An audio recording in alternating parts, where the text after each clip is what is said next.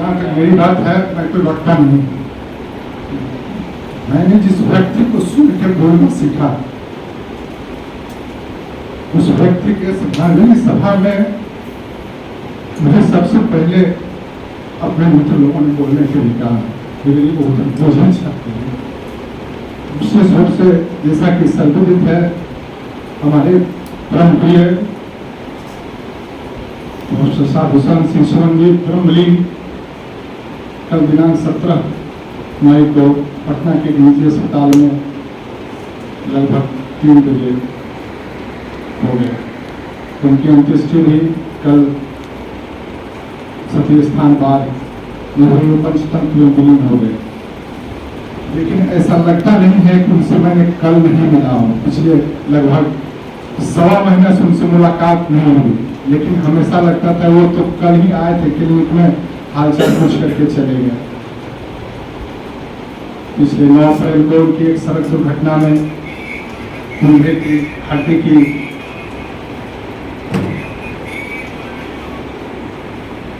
Injury हुई। पटना के universal hospital में ऑपरेशन हुआ। वो 15 तारीख को घर भी आ गए। पुनः 18-19 तारीख को उनको बुखार हुई और सांस की तकलीफ हुई। 19 तारीख के रात में हम लोगों को इस बात की सूचना हुई। उन्हें इमरजेंसी में डॉक्टर पंकज के क्लिनिक में हम लोगों ने लाया। उस समय उनकी स्थिति चिंताजनक थी।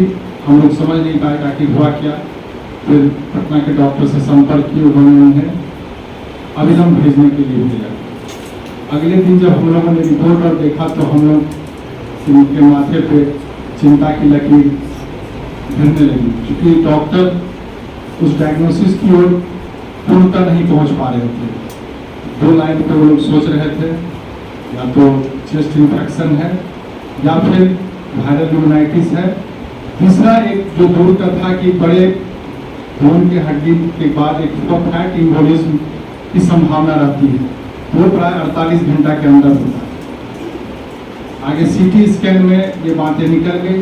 लगभग 8 दिन के बाद डॉक्टरों ने एक तरह से बताया कि सर कोई दवा काम नहीं कर रही। उस विषय में 2 बार गया, फिर सर से मिला। सर के उत्साह और हिम्मत में कोई कमी नहीं थी। उस समय भी वो हम लोगों की ज्यादा चिंता कर रहे थे। जब पिछले मैं 25-26 तारीख को उनसे मिलने गया था, आप ठीक है ना, आप बाकी लोग ठीक है ना? हम सर आप सब ठीक है, आप भी ठीक हो जाए। लेकिन चूंकि मैं एक डॉक्टर भी था और वो हमारे अभिभावक के थे, मन और बुद्धि का द्वंद्व था। एक चिकित्सकीय ज्ञान कुछ और राह पे ले जा रहा था, लेकिन एक भावुक मन था, जो एक गार्जियन के लिए होता है, वो मानने के लिए तैयार नहीं होता था। उनका लड़का पूछता था कि सर ठीक होंगे कि नहीं। अब हमारे लिए बहुत द्वंद्व होता था। डॉक्टरों ने कई तरह की राय दी कि आप ले आ सकते हैं, लेकिन चूंकि जो पिछले कोविड का हम लोगों का अनुभव था और बैक्टीरियल न्यूमोनाइटिस का, कहीं ले जाने पर भी हम लोग पर आ नहीं कर पा रहे थे। और धीरे धीरे करके सर को हम लोगों ने खो दिया। मुझे ऐसा लगा कि कुछ अद्वितीय शक्ति, और तो मैं विज्ञान का छात्र हूँ, लेकिन कभी कभी ऐसा लगता है कि काल की अपनी एक गति होती है, वो 1 मिनट में 60 सेकेंड की स्पीड से चलती है। आपको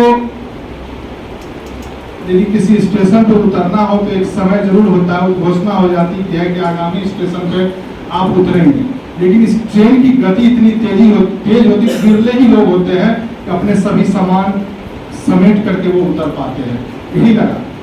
कौन जानता था, जो व्यक्ति दिन रात दूसरे के लिए, उस दिन भी अपने एक शिष्य के पिताजी को देखने के लिए एम्स जा रहे थे। एक दिन पहले हनुमान चालीसा बांटा उन्होंने, हनुमान मंदिर से निकले, टेम्पो पर बैठे और वो दुर्घटना के शिकार हो गए। दुर्घटना तो एक बहाना था, जैसा लग रहा था कि नियति उन्हें बोल रहा था कि तुम लोग कुछ करोगे, मैं इसे लेकर के अपने साथ जाऊंगा।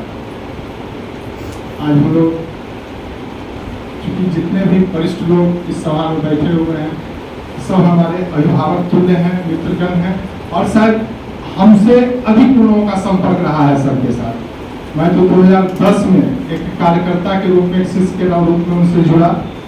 और जुड़ने के बाद जो मैंने महसूस किया, विशेषकर जो उनका अहिंसा प्रशिक्षण केंद्र का प्रयोग था वो अद्भुत था मेरे लिए, क्योंकि मैं बहुत तो नहीं लेकिन कई इस तरह के प्रयोग का एक प्रत्यक्षदर्शी रहा हूँ। अपने छात्र जीवन में भी झारखंड में था तो कई इस तरह के प्रयोग धर्मी लोगों से मैं मिला था, क्योंकि रुचि थी उसमें।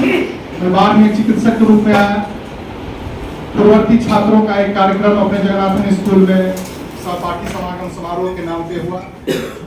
उस कार्यक्रम के दौरान ही मैं सर से संपर्क किया कि सर कुछ अपना मार्गदर्शन दे, चूंकि आप तो अनुभवी व्यक्ति हैं। कार्यक्रम का एक लंबा अनुभव, हम लोग कैसे इस कार्यक्रम को करें, और वो हमसे जुड़े। उसके बाद मुझे एक दिन वो अपने अहिंसा प्रशिक्षण केंद्र में ले गए। अद्भुत नजारा मैंने देखा उस कार्यक्रम में, जहां सर्वधर्म समभाव, हिंदू बच्चे बच्चियां कलमा पढ़ रहा हो, मुस्लिम बच्चे बच्चियां गायत्री मंत्र पढ़ रहा हो, क्रिश्चियन, जैन, सिख, सबका वहां पर प्रार्थना हो रहा हो। ये मेरे लिए अकल्पनीय था कि बाहर ऐसी छोटी जगह में, चूंकि बाहर से मैं जुड़ा हूं, इस ईंट की मिट्टी में पला बढ़ा हूं, ये मेरे लिए एक अद्भुत प्रयोग दिखाई दिया और मैं सर से जुड़ गया। बाकी चीजें तो आपके सामने में है। सर के सानिध्य और आशीर्वाद से, उनके मार्गदर्शन में और अपने कई गुरुजन देव के संरक्षण में संभावना चैरिटेबल ट्रस्ट की स्थापना हुई।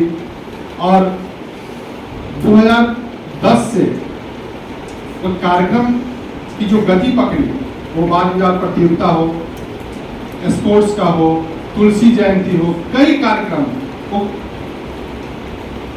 प्रत्येक दिन शाम में हम लोग उसके ट्रस्ट के ऑफिस में बैठते थे और वो कहते थे कि बौद्धिक विलास कीजिए, यदि बौद्धिक विलास नहीं करोगे तो दिमाग में जंग लग जाएगा। और किसी दिन अध्यात्म में, किसी दिन दर्शन पे, किसी दिन राजनीति पे, किसी दिन खेल कूद पे घंटों, 2 घंटा 3 घंटा हम लोग खूब मंथन क्या करते थे, क्योंकि सर का निवास स्थान मेरे मोहल्ला में ही आ गया था और उसको खूब हम लोगों ने एंजॉय किया सर के सानिध्य से। 2017 के दिसंबर में हमारे परम पूज्य पिताजी का निधन हुआ। मैं ऊर्जा के रूप में कुछ कमजोर हुआ, क्योंकि वो भी मेरे लिए एक अकस्मात घटना थी। सर ने उस समय जो ढाढ़स बंधाया, फिर 2019 में हमने अपने कार्यक्रम को फिर से करना आरंभ, उनके संरक्षण में, उनके मार्गदर्शन में आरंभ किया। 2020 का वो कोरोना काल, फिर पुनः सभी गतिविधि को बंद कर दिया। उस काल में भी सर कोरोना कैंप में जाकर के योगा कराया करते थे। हम लोग मना करते थे कि सर ये आप क्या कर रहे हैं, कुछ नहीं होगा, कुछ नहीं होगा। वो व्यक्ति किस तरह से उस काल से इस तरह से लड़ते लड़ते शायद उनको यहाँ रहना मंजूर नहीं था, हम लोग को छोड़ के चले गए। आज के इस कार्यक्रम में हम लोग सर्वप्रथम उनको श्रद्धा सुमन अर्पित करेंगे। तत्पश्चात 1 मिनट का मौन रख करके सभी अपने जो हमारे उपस्थित हमारे अभिभावकगण, मित्रगण, उनके सहकर्मी, पाठक जो भी हैं, अपना अपना विचार संदेश देंगे।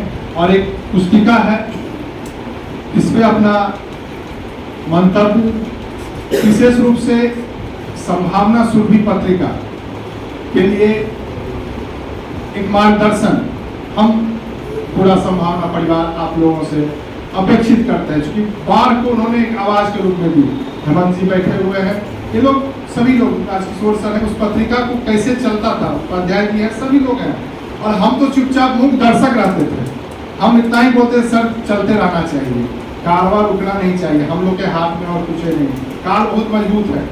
उस हेतु भी आप लोगों से हम आशीर्वाद और मार्गदर्शन मांगेंगे।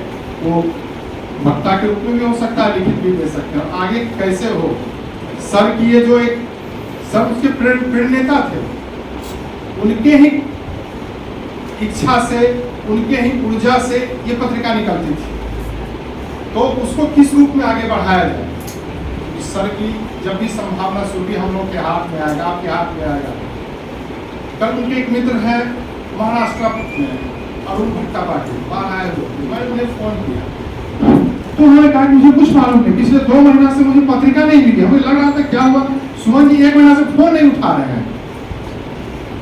महाराष्ट्र से बोले और वो महाराष्ट्र में उड़ीसा बराबर सलमान जी थे यहाँ लोग थे। आज कम से कम सिमाली जी का 5 बार फोन आया, कम से कम हर से मुझे एक बार बात करवा दो। तो मैंने मैसेज भेज दिया था, बात हुई होगी। तो दूर दूर तक इस पत्रिका को जानने वाले चित्रकूट में, महाराष्ट्र में, वो सर की कृपा थी। हम लोग में वो सामर्थ्य नहीं था कि वो अपने मोहल्ले से बाहर पहुंचा पाऊँ, और आप लोगों का स्नेह था। ये स्नेह पत्रिका के लिए, हमारे परिवार के लिए बना रहे, ये अपेक्षा के साथ मैं अपने वाणी को विराम देता हूँ। आगे का कार्यक्रम हमारे मित्र लक्ष्मी जी संचालन करेंगे और बारी बारी से हम लोग सर को श्रद्धासुमन अर्पित करेंगे, 1 मिनट का मौन रखेंगे।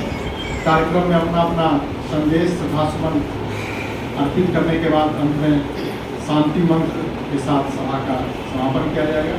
जी, बहुत बहुत धन्यवाद।